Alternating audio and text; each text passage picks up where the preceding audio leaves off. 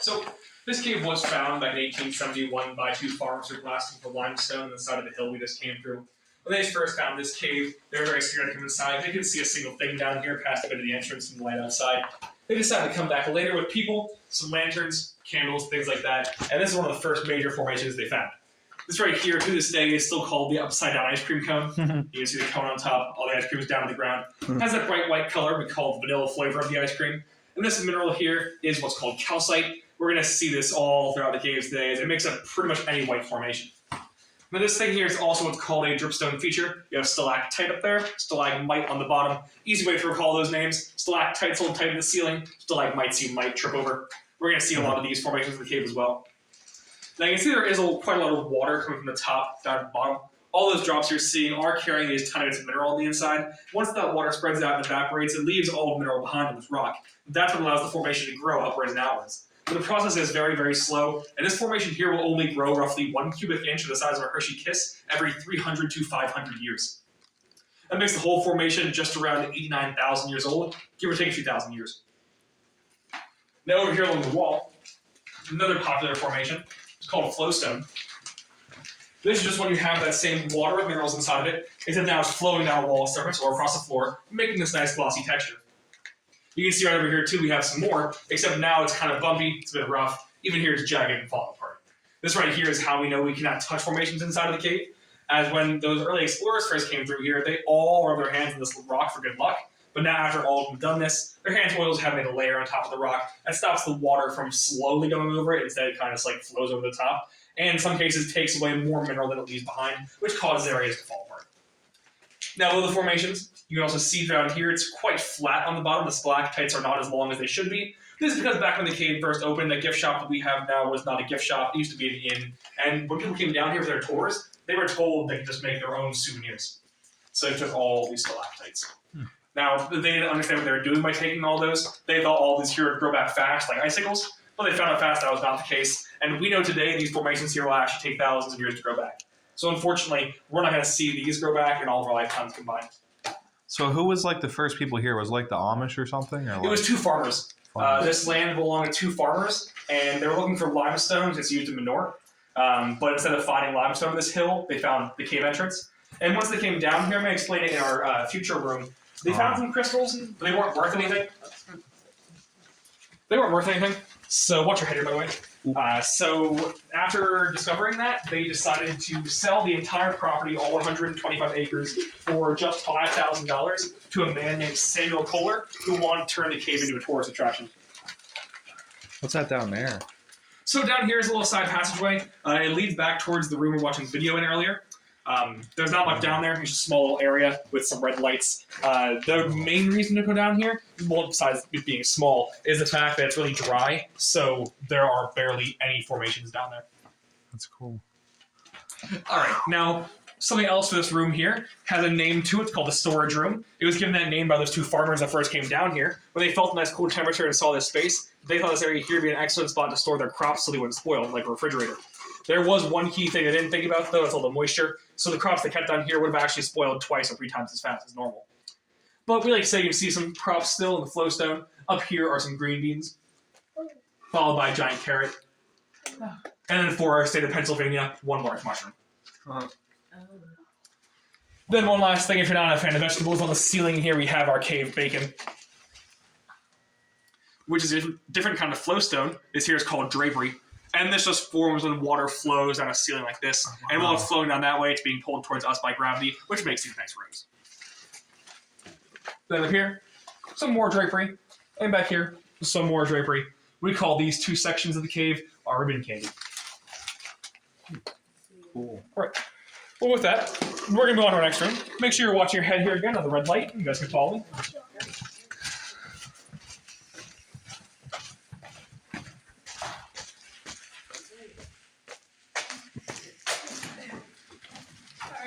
No problem. Okay, so like I forgot to mention, so that room back there is going to be the smallest room in the cave that we're going to visit today. This room here now is the largest room in the cave we're going to visit today. So this here is called not storage room, the crystal ballroom. And this is where those two farmers found those first crystals I was talking about. If you look right here on the wall next to me, you have a lot of these sparkly crystals here. When those two farmers first came down here, they saw all these crystals and they thought they struck it rich. They thought all of these here were diamonds. So they cut a chunk out of the wall from right over here, and they brought this chunk to a local jeweler in Kutztown to see just how rich they'd be. But when the jeweler tried to clean all these crystals off to see what they were, all of these diamonds dissolved into his water. Huh. He came back to those two farmers and told them they would not be rich, and that all these crystals here are worth just about as much as common table salt. Wow. All these here are called calcite crystals, as you can probably assume they're not diamonds. These here have a six-sided crystal structure, they're calcium-based, and they only grow in dry environments. If you look right here, we have a natural rock ledge. This acts almost as an umbrella, and it keeps this wall dry all year round. So the only reason we can still see all these shiny crystals today is because of that rock ledge over there. Oh. Now, there also is a second type of crystal in this room that's found right over here in this rock ledge. This also made the farmers really excited. They thought they could have some worth here as well. As you can see, we have a lot of these pointy crystals now underneath this section of the wall. All these pointy crystals here are called aragonite crystals. They have an 8-sided crystal structure. They're still calcium-based. The big difference, these here only grow while fully submerged in water. That's kind of the opposite of calcite. Now, we're going to see a lot more of these in our cave today, compared to our calcite crystals. That's because these here, like I said, only grow when fully submerged in water. Our cave was once full of water at one point, which gave these crystals many places to form and much more time to form. All right, so onto the ballroom section of this room here. I mentioned back in that first room, the gift shop that we have now, it used to be an inn a long time ago, and people would stay down in the inn while they're waiting for their tours to happen. The reason they had to wait so long back then is because tours weren't run nearly as frequently. Today, tours run once every 30 minutes. Back then, they were run once every 3 days. And that was because tours took a very long time to get through here, as they didn't have any lights, they didn't have any walkways, didn't have any hand railings, and there would have been a very thick layer of mud all across the ground in here. So, what they did was, on hot summer nights when tours weren't inside of the cave, those 2 days when tours wouldn't be in here, they would come up here, lay wooden planks down all across the floor to create almost like a dance floor, and they would have small dances, parties, and other events with friends and family. The main reason they came in here instead of going anywhere else is because back then, during the summer, it was hard to keep cool sometimes. They didn't have any of the air conditioning systems we have today, any of the fan systems we have today. So they would come into here where it's always 54 degrees Fahrenheit all year round, and they'd have those little events I was talking about. Here in the corner, on what they called the natural stage, they would have hired some local band from Kutztown to come in and play for the entire night for the group that was in here. Possibly the first form of a rock band. Wow. And against the wall over here, they would have had some wooden booths set up. And these here would act almost as a concession stand where they would sell some basic food and drink down here in the cave. Now, for a little while, not very long, they also sold alcohol from these stands here. One way, on the rocks. Yeah, they're all bad. Now, I mentioned they had small dances, parties, things like that. There were large events down here. They had 6 of them, 3 of which were weddings and 3 were baptisms. Out of those 6 events, there's one I want to talk about in here, and that is the first wedding we had down here back in 1919. This wedding was the largest we've had here in our history. They had over 200 people in this room we're standing in right now. That being said, to this day, the wedding is still called the Bridezilla wedding. That's because the bride of the wedding insisted on having a grand piano as well inside of the cave to play only one song, the Bridal March. So she hired 4 men to carry that 1,000-pound piano up that lovely hill outside, over the rock behind us and down here in the corner, where they played that one song for about 5 minutes, before carrying the piano right back out of the cave to avoid any moisture damage. Now, that being said, right afterwards, those 4 men were only paid 25 cents each for carrying the piano. Back then, 25 cents was the admission to the cave for one person, and today, a bit more than $8, I still think that I'd be doing it. One more thing I want to point out before we move on. Right down here, we have another side passageway, like I was talking about in our last room. This one here goes a lot more special. It actually has a name. This one here is called Devil's Den. It goes down around 35 feet, making roughly 160 feet below the Earth's surface, considering we're 125 roughly right now. Down here it's also colder. So in this room it's around 54 degrees Fahrenheit all year round. Down there it stays roughly 52 degrees Fahrenheit all year round. And it is called Devil's Den because all of our bats used to live down here. Now, back in the day, we had around 35 North American brown bats living in here, besides my thumb, wingspan, thumb, pinky. They're pretty cute. And they're great for the environment. These bats take care of a lot of harmful insects outside, both plants and humans. One great example is mosquitoes. Back when we had our bats in here, there are barely any mosquitoes outside during summer. Unfortunately, our bats have been gone now for quite a few years, we think due to white nose syndrome, which has been wiping out bats in North America for many years now. We hope it didn't get to the cave, although we have a strong suspicion it did, and we just hope to come back at some point in the future. I know we do have 1 or 2 bats that live around the gift shop right now, so we're hoping to see those up here at some point, but only time will tell if they make their way up here. With that, we are going to move on to our next room, which is right the staircase here. You guys can follow me. Just make sure you are watching your head on the way up, because there's a very low rock here.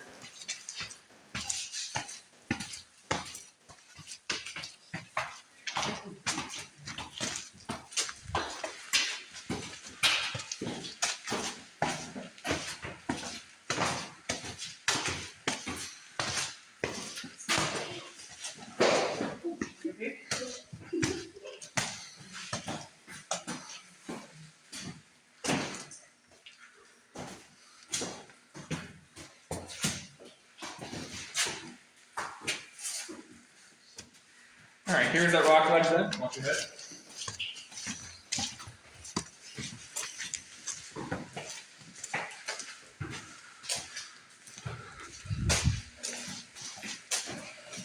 There you go.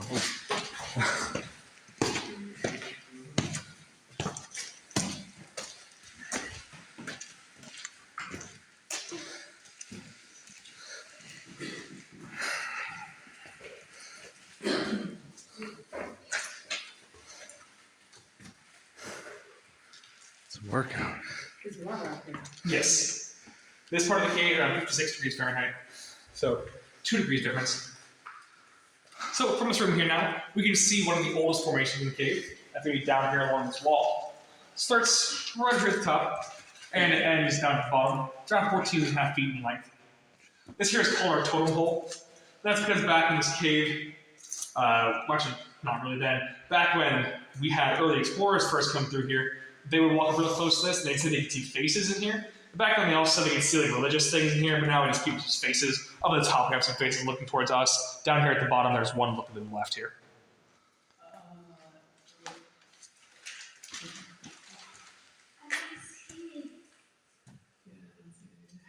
Yeah, it's kind of hard to see. Down at the bottom, kind of one face has like a mouth and an eye looking to the left, and there's also a few faces at the top, kind of stacked on top of each other.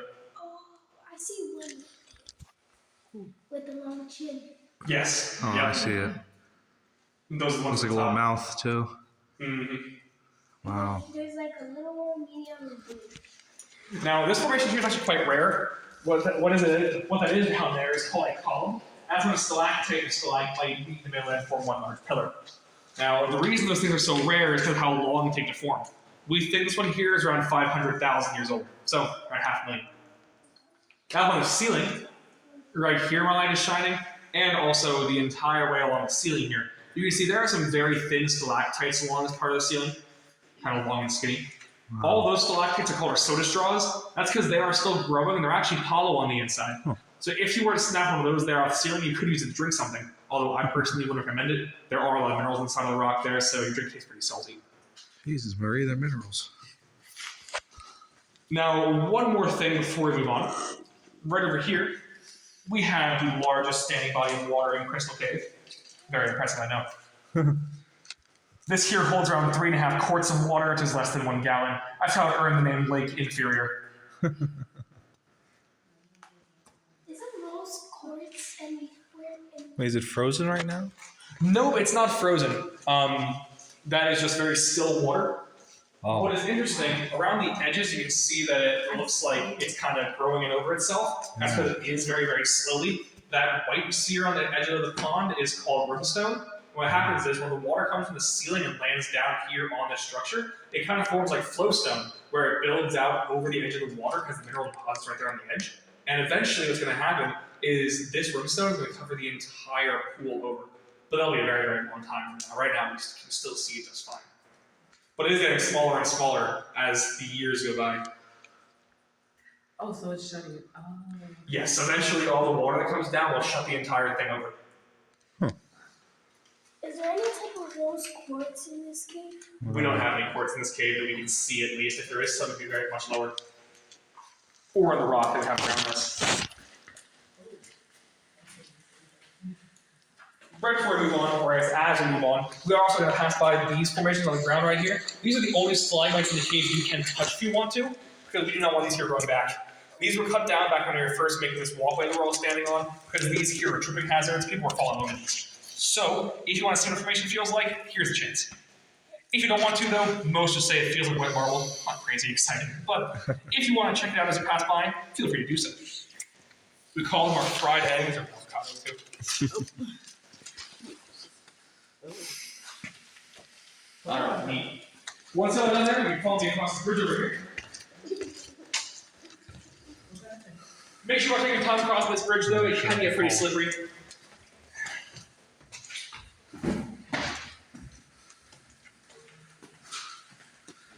Oh boy.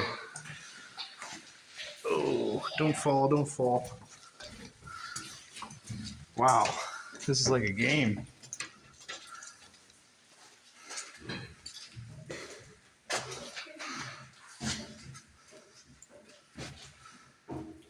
How long ago was this built? The bridge? Yeah. The bridge would be a long time ago. Not as long as the concrete, but it'd be actually around the concrete, maybe like 1930s. Because the concrete was put in from 1918 to 1928. Okay. Okay, so now for the section here, we have my personal favorite part of the cave. This here is a little segment called Lights Out. As the name suggests, I'm going to turn off all the lights in this cave for a little bit to show what it would look like to those two farmers when they found the cave and there were no lights in here. For this section, a few quick things. Wall lights are off. Please don't move around. You can't see anything. On top of that, these hand railings do help a lot for stability, so feel free to use those. And then one last thing, if you all have devices that emit light like the phones, cameras, flashlights, I'll ask them to be turned off just for now so we can all get the full experience of the darkness, and we can turn it back on during the last part of it. And with that, we're heading back to 1871 in 3, 2, 1. Whoa. There we go. Night. So, this here's what the cave would look like to those two farmers when they first found it. You can probably tell now why they're scared to come inside at first. Whoa, it's so dark. Yeah. Back when early explorers first came through here, these tours were actually kind of a grand occasion. I imagine that tours didn't happen very often, so getting your family on one of these tours was kind of a big deal. That meant that you all would be dressed in your Sunday best clothing if you're a tour. So guys, you'd have your suit, tie, top hat, dress pants, really shiny dress shoes. And ladies, you'd have your long dresses, and if you're daring, high heels.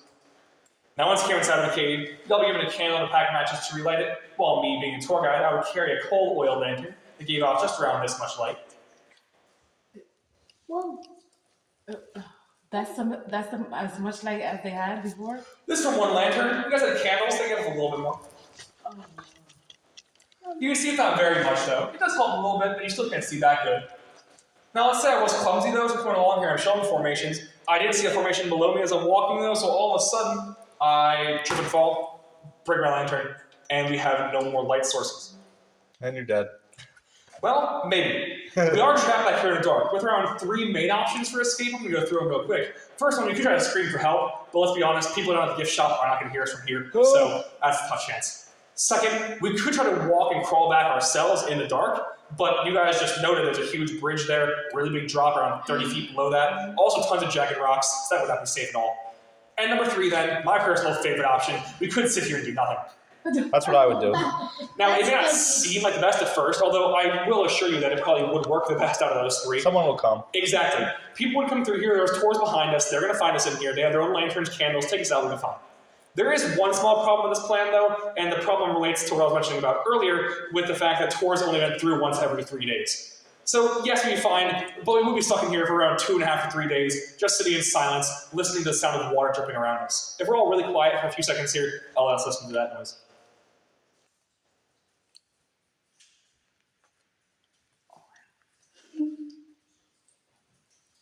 Now, some say that noise could drive someone mad after a while, and I see how it could get pretty annoying. For us tour guides, though, hearing that noise is actually very great. It means the formations in their cave are still alive and growing. Now I'm going to turn my flashlight on here in 3, 2, Question. What? Yes? What is that light all the way down? I don't know. I kind of see light. over here and over here. Kind of. I like Yeah, me in the too. dark. Ghost. I kind of see light over there. Yeah, over here is the ballroom. So, I can't turn the lights up in the ballroom while we're up here, so there are some lights all the way back there that kind of shine up from here. I see. Okay. If we were to have those lights turned off, though, you would not be able to see anything at all that direction. It would be like if you were looking, for example, up at the top of the cave right now. That's what the entire thing would be like. Help, I'm lost in a I'm cave. in the shed. Take a picture. Yeah, now that I have my full light on here, you guys want to take video, picture, whatever you want while I have this shining around. It's a really great view with just the one light shining on the formations here in the cave. It's like until dawn. What it did.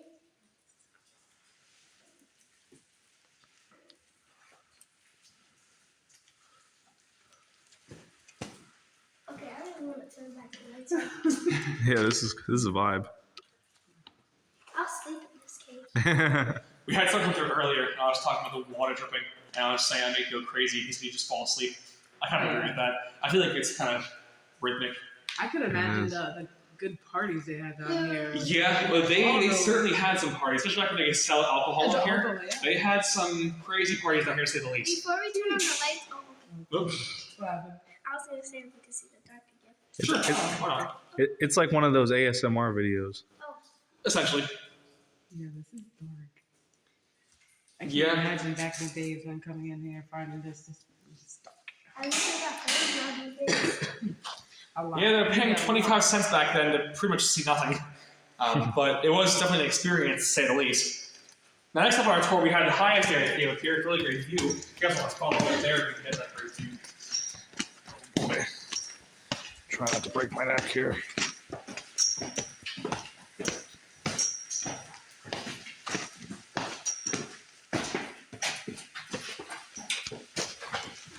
Wow, look at this view up here. Oh, no, I don't even want to look back. Yeah, this area here now is called Lookout Point. I don't think I need to explain why we have that name. This is like one of the greatest views you can have in the cave. This right here is roughly 2/3 of the cave we've seen so far. Wow. Now you also get a nice view right up here. This area is called Cathedral Dome. It has roughly 250 stalactites.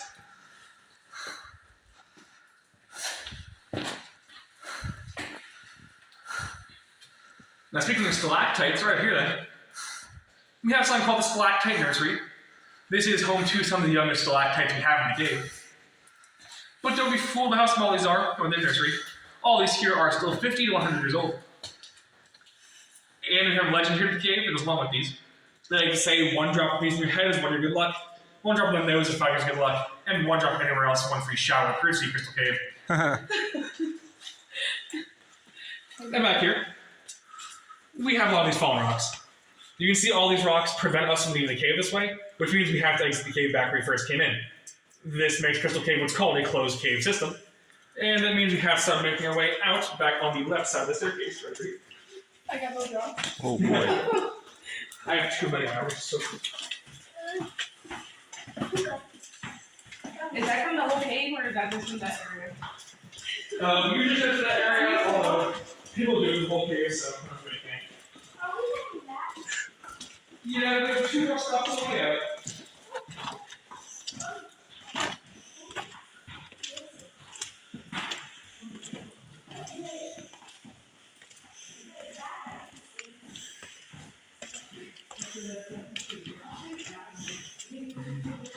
Up there is the warmest we have in the cave. Down here is the meeting temperature. It's the coldest down in the ballroom, and outside is different. Alright, so as we pass by here, we are going to see like the largest area of flowstone in the cave, extending from right here next to me all the way right here. So a big area of flowstone here. And in this area of flowstone, something cool I want to show you guys right here. We actually have the inscriptions that you heard about from the video. You can see C.W. Snyder, L.D. Sander, and the year 1871 right in the rock here. These are those 2 teenage boys broke into the cave back in 1871 just to prove to their friends they can make it back this far by themselves. And here's their proof. Now below their names and date, all the way at the bottom, you may see the word chest down there. Here at Crystal Cave, we're not quite sure what the word chest could mean, although I personally believe that Chestnut or Chester may have been the full name of the horse that rode here that day. I think that chest could just be a nickname or abbreviation for the horse. Every tour guide has their own take on that bottom part, though. Chester And- Cheetah. Yeah, it depends who you ask. You hear all different stories. That being said, the next thing we have to do before we head to our final room is pass by the wishing well over here. As you pass by the wishing well, feel free to toss in a coin, dollar bill, something like that. All this money is donated at the end of the year to a local charity. So you feel free to toss something in. If not, it's fine as well. And you guys can follow me to the left side of the staircase. Excuse me, I got a question. Yeah. What are those vines on the I mean, they're not vines, but they're like, You mean like the lines that stick out of the walls? yeah. They're Yeah, so all those lines that come out of the wall are what is called boxwork, and it's actually veins of mineral inside of the wall. What happens is the rock around the vein of mineral is softer than the mineral itself, so the water and air come over it and take away that softer material, and it leaves the harder mineral like sticking out of the wall then. So you see veins of mineral pop out of the wall and called boxwork.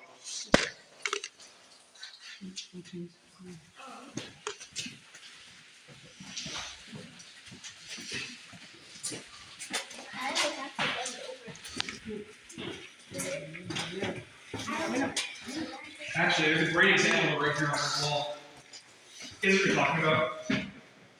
Oh, yeah. Yeah. Yeah, so this is all called boxwork. Usually it makes boxes like this, which is why it's called that. And these are veins of minerals sticking out of the wall. You can even see they're like different colors in the wall around the too.